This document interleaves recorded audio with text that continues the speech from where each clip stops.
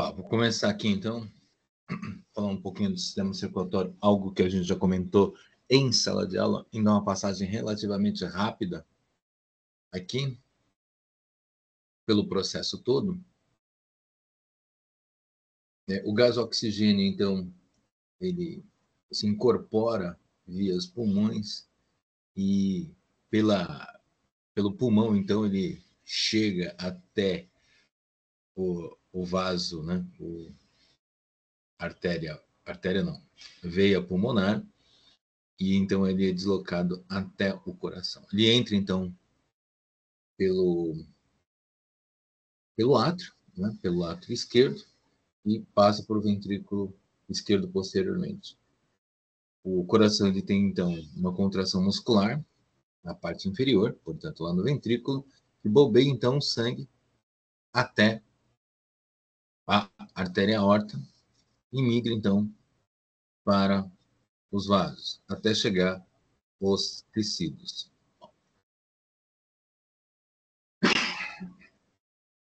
Aqui lá no tecidos, naturalmente, né, tem células, incorpora oxigênio nas suas vias, principalmente na mitocôndria, e, consequentemente, os alimentos são degradados, oxidados, sai gás carbônico pela mitocôndria. Bom, então lá no tecidos, então, ele passa, esse gás carbônico, ele se difunde, ou seja, ele se espalha, chegando então até os vasos sanguíneos, os capilares. Desses capilares, então, ali alcançam a veia, né? Sangue venoso.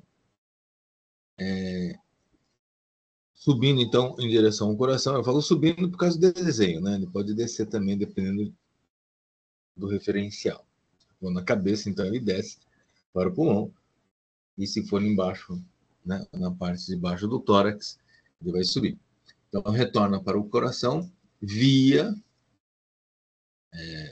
vaso venoso e alcança, então, novamente o coração, só que agora do lado direito, no átrio direito. Então, ele acolhe, o átrio acolhe o sangue venoso pelas válvulas, passado por ventrículo, e do ventrículo ele bombeia pela contração para o pulmão, passando pela artéria pulmonar. Turma, o que eu queria chamar a atenção nessa fase, né, duas coisas. Tem a pequena circulação, que vai do coração até o pulmão, chama pequeno porque a distância é menor, e a outra situação inversa, ou seja, no esquema inverso, né, a gente estava em cima, a gente vai para baixo, na circulação sistêmica, na grande circulação, que ele vai do coração espalhando pelo corpo. Quando eu falo corpo, deixa eu mudar aqui, ele vai passando pelo corpo e deixa eu aumentar um pouquinho aqui.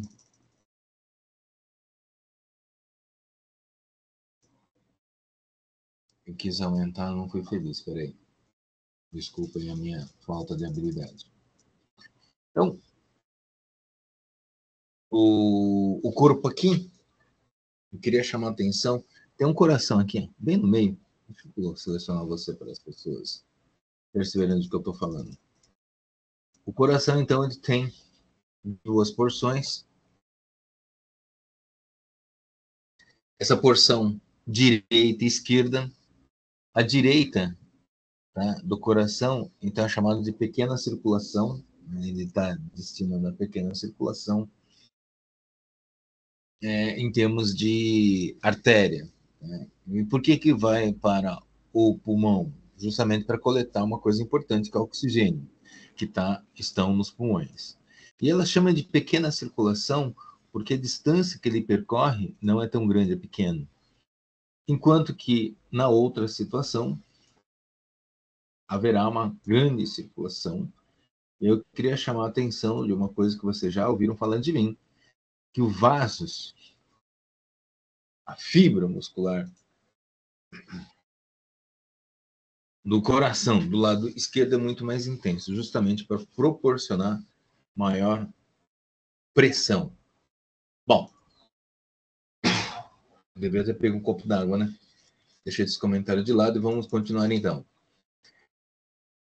Bem, existe uma pergunta agora para vocês, que já foi dito anteriormente, de por que esse sangue ele percorre com oxigênio? Porque no sangue, a parte vermelha, ele tem as hemácias, que a gente vai representar por por essa imagem, e nela nós temos ferro, o elemento ferro. Ferro é um cátion, tem carga positiva, ele está lá. E ele tem muita admiração pelo oxigênio. O oxigênio que tem carga negativa, o oxigênio tem carga negativa, vai sentir uma admiração pela carga positiva. Então, eles vão se aproximar. Então, isso vai acontecer onde tiver oxigênio, onde tiver hemácia, onde tiver hemoglobina. Isso vai acontecer justamente lá nos pulmões. Para quem percebeu, eu estou removendo algumas coisinhas para a gente despoluir a ideia. Então, o oxigênio entra pelo pulmão, ele encontra o sangue, e esse sangue com as hemácias, eles transportam oxigênio. Ele vai do pulmão para o coração. Por que ele volta para o coração? Para ele pegar impulso, ou seja, pela contração muscular, ele pega força para distribuir até o tecido. Notem, notem nessa figura maior, eu vou até dar um destaque. De que maneira eu vou dar um destaque? Dando um zoom para vocês.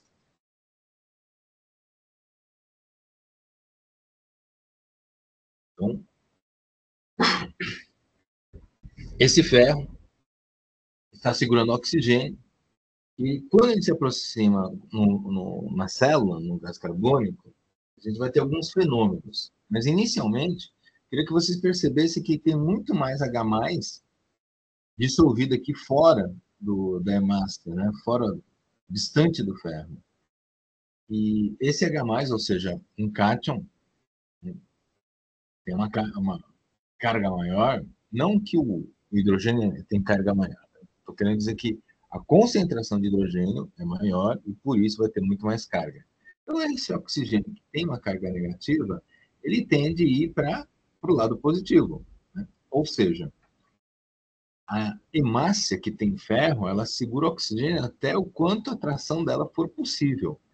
E aí depois ela pode sair, o oxigênio pode sair da hemácia, mas quando que isso vai acontecer? Quando o meio tiver muito mais protonado, isto é, tiver muito mais prótons, isto é, vai ter muito mais carga positiva. E para onde que ele vai? Vai para a célula, em direção à mitocôndria, para fazer a respiração celular, conforme dito anteriormente. Né? O que eu quero chamar a atenção aqui? A migração do oxigênio de um lado para o outro, ou seja, da célula hemácia para o parte do plasma que depois vai entrar na célula que tem a mitocôndria, são uma diferença de cargas. Bom, e eu tenho uma pergunta para fazer agora para vocês, do ponto de vista mais reflexivo. Da onde que vem aquele H+. Bom, eu vou pegar aqui essa situação, que eu quis pegar, mas não quis aparecer, então vou pegar aqui, uma outra. Vou diminuir aqui para vocês enxergarem. Vamos inverter aqui para a aula anterior, outra turma. Então, acompanhe o meu raciocínio. Gás carbônico que saiu da mitocôndria, que misturou junto com a água que está dissolvida lá no sangue, eles vão se associar, eles vão juntar. Aí vai formar o ácido carbônico H2, né, aqui. Se já tiver no balanceamento, gente, bom, C e O3. O3. Então, notem no O. O2, né? E esse O aqui. Então, 1 mais 2 vai dar 3. Por isso, H2CO3, que é o ácido carbônico. Esse composto que eu vou dar uma hiperbolada, que é hiperbolada? Dá uma exagerada. Então, eu estou dando uma vibrada aqui para vocês perceberem do que eu estou falando. Esse ácido carbônico, no meio aquoso, ele não fica estável. Então, ele vai desassociar. O que eu quero dizer com isso? Vou separar HCO3 de H. Então, eu falo, esse não, todo mundo vem. Calma, gente, é só um que eu quero. Esse H que está aqui com o mais, foi da quebra do ácido carbônico. Isto é, esse H+, que ele estava mencionando, que eu vou dar novamente, vou dar uma vibrada nele, vibra, professora. Ok, esse vai se posicionar, tá, no meio próximo às mitocôndrias, próximos ao citoplasma, próximo à célula. E é por esse motivo que tem H+, que esse oxigênio ele tende a ir migrando, se deslocando. O que eu quero dizer aqui, em outras palavras, a hemoglobina tem afinidade com o oxigênio. Quanto mais ácido for o meio, menor vai ser a afinidade. Pergunto para vocês, o que é afinidade? É a capacidade de quê? De uma interação, de uma aproximação, de gostar, de se aderir. Então, quando ele vai se tornando o meio ácido, a hemoglobina ela vai perdendo essa estabilidade. Turma, usando um pouquinho de lógica, porque a lógica faz muito sentido para a nossa lógica, esse gás carbônico ele está voltando para o coração. Na verdade, quem está voltando é o ácido carbônico, tá? Indo voltando para o coração. Só que quando ele chega aqui no pulmão, tá, vai acontecer toda uma reação inversa. Então, vamos falar dessa reação inversa novamente aqui. O que é inverso? Inverter. Vamos lá. Então, isso estava no sangue. Tá? Nesse sangue, ele passa a ficar novamente ácido carbônico, mas ele fica dessa maneira com a finalidade de formar gás carbônico e água. Mas onde? Qual o local que vai acontecer esse fenômeno? Principalmente no pulmão, onde que nós chamamos de troca gasosa ou hematose. Bom, e aí, como esse pulmão ele tem a finalidade de liberar gás carbônico e assimilar oxigênio, então veja só, se sai o gás carbônico, diminui a quantidade também do ácido carbônico. Isso vem favorecer um grau de afinidade, isto é, cadê as cargas positivas? Cadê as cargas positivas? Tá? Então, só tem basicamente o ferro aqui voltando sem oxigênio. Então, quando chega aqui no pulmão, ele tem carga positiva do ferro. Porque aquele H+, que a gente estava tendo anteriormente, o que na verdade fez? Ele incorporou aqui junto com o gás carbônico e água, né? Que no processo da expiração saíram. Ou seja, não tem mais carbono, não tem mais água, porque na expiração sai água e gás carbônico. Então, o que aconteceu aqui? A maior concentração de carga positiva está no ferro, nas hemácias. Então, quando o oxigênio está percorrendo então, um pulmão, ele tem uma maior afinidade com a hemoglobina, porque não tem competidores. Eu estou trazendo para frente e não está olhando o que eu estou fazendo. Muito bom. E aí, novamente, recebe a mesma ideia anterior, que é estar em direção à parte celular, onde tem a mitocôndria, onde vai acontecer, né, a troca gasosa e, portanto, fazer a respiração. Esse é um outro mesmo esquema, ficando da mesma maneira. E aí vai ter uma perguntinha que eu vou fazer. Qual é a função do sangue? Transportar oxigênio. Né? Qual é a função da parte vermelha, as células vermelhas do sangue? Transportar oxigênio. Mas por quê? Por causa do ferro. Pergunto para vocês, Se o indivíduo não ingerir ferro, que patologia ele tem? Responde aí. Vou dar a dica. Começa com A, termina com anemia. Positivo. Anemia. Guri, onde tem mais oxigênio? Quando eu falo onde, né? Vocês esperam que pense em vários lugares, né? Em baixa altitude ou alta altitude? Embaixo. Lá tem maior pressão de oxigênio no nível do mar, por exemplo. E se tiver em alta altitude, a proporção de oxigênio, né, a proporção de gás na atmosfera é a mesma, 20%. Porém, a massa, a quantidade que você encontra no ar, ele é menor, devido à baixa pressão, à dispersão das moléculas onde há baixa pressão.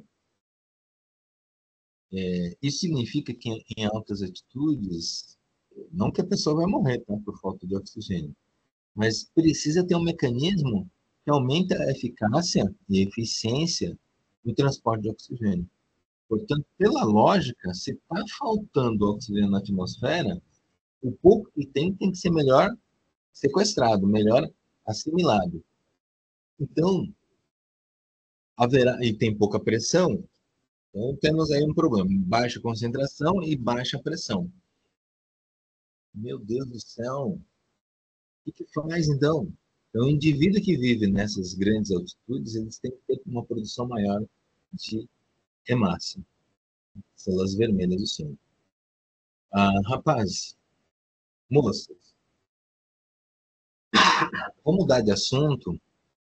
A gente falou aqui do percurso, né, do sistema circulatório, falamos da afinidade de oxigênio, coisa que eu já havia dito para vocês em sala de aula.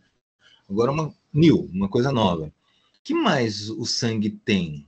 Ele tem um sistema de defesa, são as células brancas, as células que vão produzir compostos de reconhecimento, que são os anticorpos, e que eles vão reconhecer, então, o sistema imunológico vai reconhecer essa parte sinalizadora, ele vai sinalizar estruturas diferenciadas, ou seja, pode ser uma célula, uma célula, uma proteína, ou algum agente, ou seja, qualquer substância que não pertence ao corpo.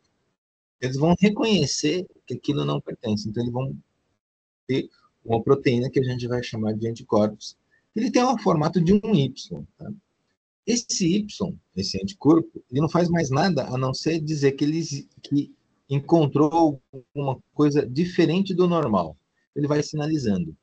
Essa sinalização tem uma finalidade. É para dizer, estou aqui e estou com uma coisa diferente. Então vai vir outro grupo de células, chamado de macrófagos, são células relativamente grandes. E macro, né, vem ser grande, e fago significa comer. Ou seja, são células que vão reconhecer o sinalizador que indica corpo diferente do normal, ou seja, um corpo estranho, e a célula macrófago, vai englobar, vai envolver, ou seja, vai destruir, vai comer. Então, esse sistema de defesa, isso aqui é uma parte do sistema de defesa. A gente tem algumas camadas, ou seja, tem alguns estágios, né? Primeiro é a pele, né? Primeiro são as secreções que nós temos em nosso corpo como forma de proteção. A segunda são células que vão atacar, né? Primeiro a gente e em grande número. E se ela não for viável, aí que vai vir a memória imunológica, ou, melhor dizendo, pela memória imunológica, vão reconhecendo corpos estranhos e formando a fagocitose. Né? Tem uma célula também chamada célula killer, né? Que se chama killer no sentido de matar mesmo. Ela vai lá e degrada. Mas eu não queria falar muito delas ainda, né? Mas eu queria só mencionar para vocês que células brancas têm a função de fazer a defesa. E tem uma outra estrutura que eu não tenho aqui representado, que são as plaquetas. Plaquetas são fragmentos de células, ou seja, são proteínas. Elas são proteínas aderentes. O que é aderente? Ele gruda. Então, quando houver uma ruptura do vaso sanguíneo, ou seja, o sangue sair do seu sistema, essa cola, essa proteína, esse fator coagulante, ele vai se aproximar da lesão, por inclusive sinais químicos, e elas vão se acumulando, agregando. E essa agregação, ou seja, esse ajuntamento, essa aproximação, vai fazendo com que as partes não se percam. Isto é, se houve uma ruptura, haverá uma abertura e a abertura vai permitir hemorragia. Mas na presença desse fator coagulante, dessa proteína, desse adesivo, eles vão se aderindo, né? Adesivo, adesão, eles vão grudando e à medida que eles vão grudando, vai diminuindo a lesão. Melhor dizendo, vai diminuindo o calibre, né? A faixa de abertura. E essa adesão, então, ela vai impedindo que parte das células importantes, né? Não só água, mas também células, como hemácia, como anticorpos, como também células de defesas, vão deixando de sair, ou seja, vai tendo um estancamento da hemorragia. Em outras palavras, acabei de falar sobre o processo de coagulação. Então, eu tenho 3 níveis aqui no sangue para conversar com vocês, que é a parte figurada. Não 3 células, mas 3 grupos de células. As células vermelhas, que transportam oxigênio, as células brancas, que fazem o mecanismo de defesa, e as plaquetas, que geralmente a gente fala que é amarelo, eles vão fazer o processo de coagulação sanguínea. Coagulação sanguínea a gente vai falar em outro momento com vocês, mas assim, para adiantar, para ocorrer esse processo, precisa de fatores proteicos, né? Ou aquilo que vai desencadear em proteínas colantes. E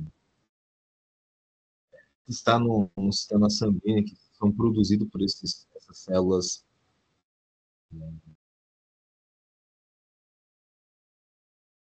esses fragmentos de células que são as plaquetas. Eu estava pensando que eu estava falando, olha.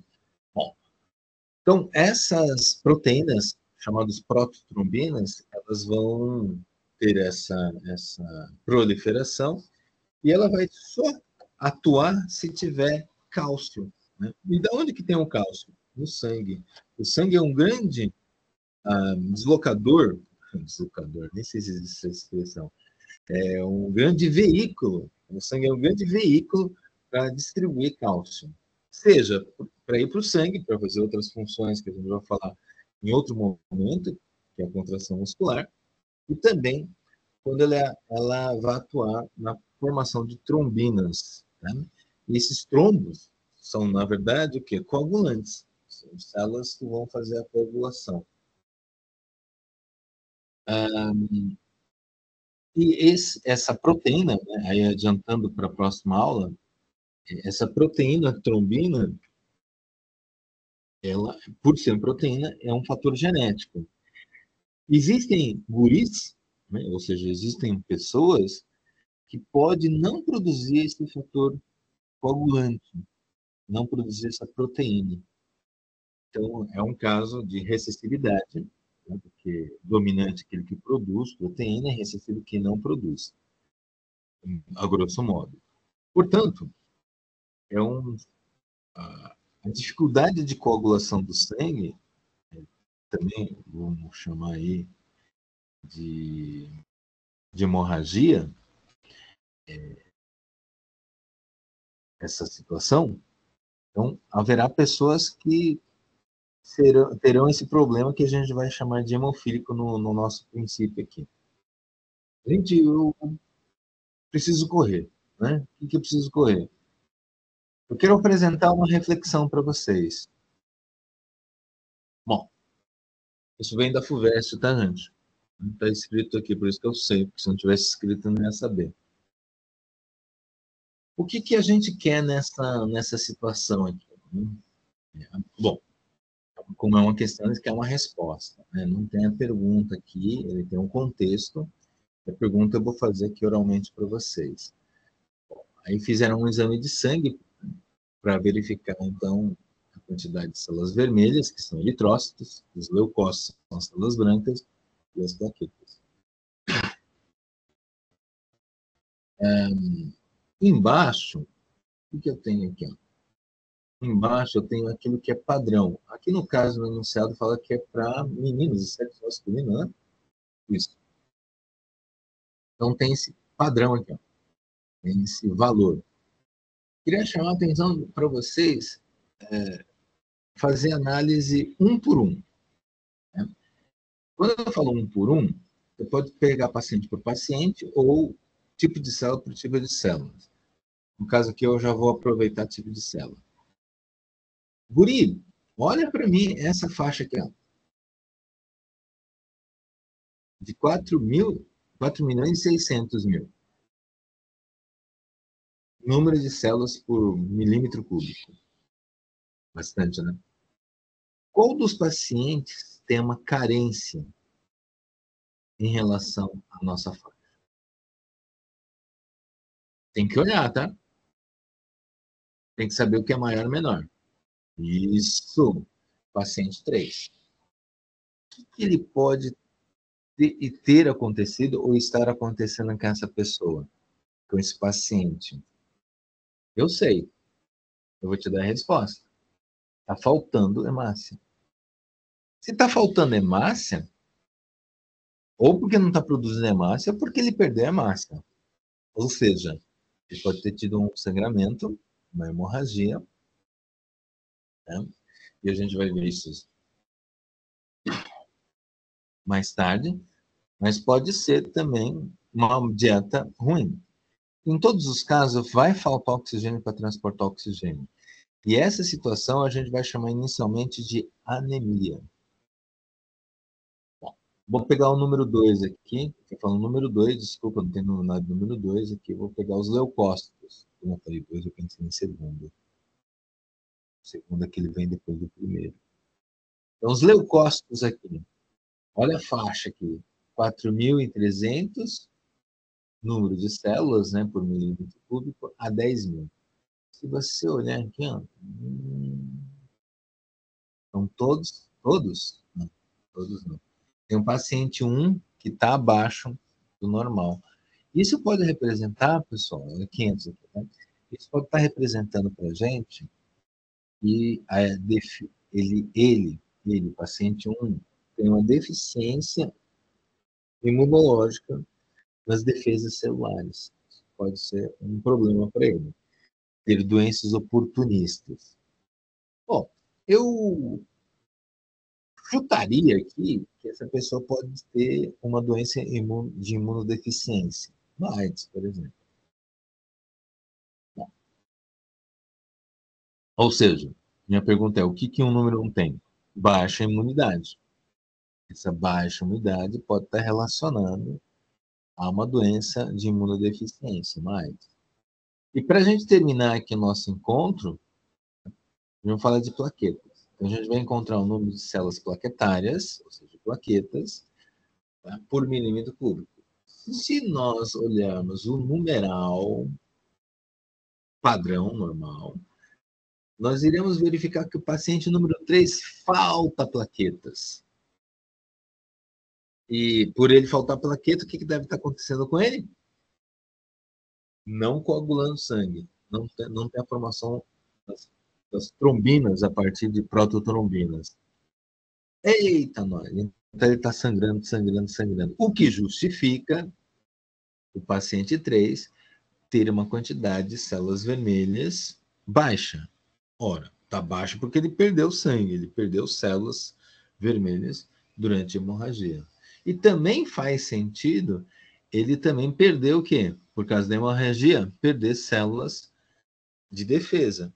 Então, assim, se a gente olhasse para esse contexto dessa tabela, o que poderia ter acontecido?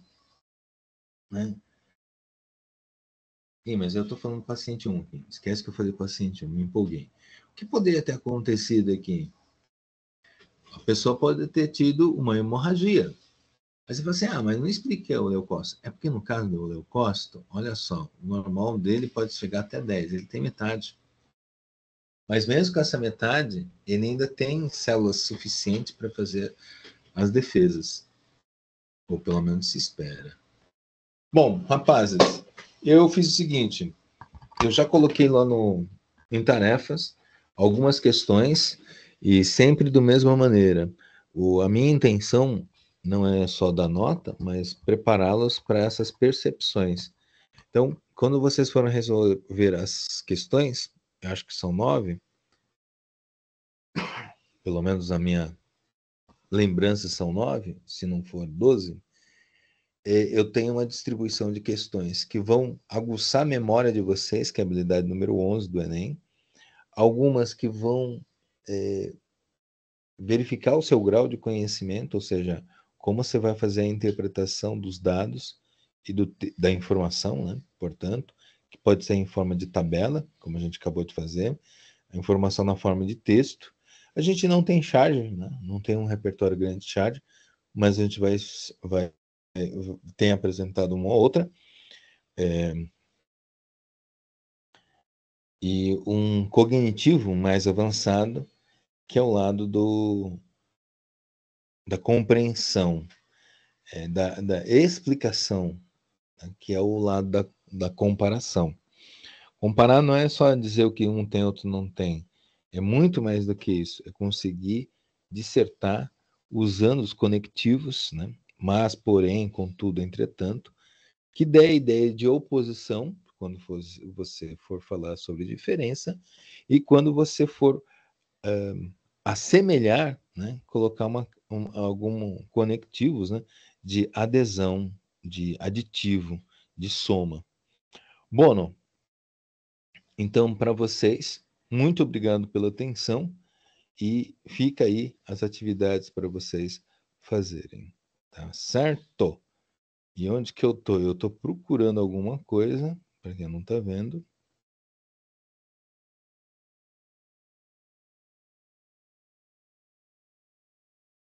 Agora achei o que eu queria.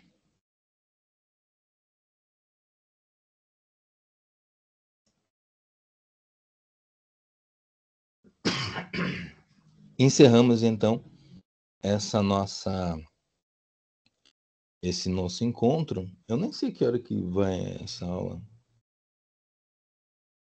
9h40? 10h30. Vocês têm aí mais 15, 20 minutinhos para vocês fazerem essas questões que eu propus para vocês aí, tá bom? Se eu fiz cálculo errado, perdão, mas é isso aí. Espero que tenha sido esclarecedor para vocês.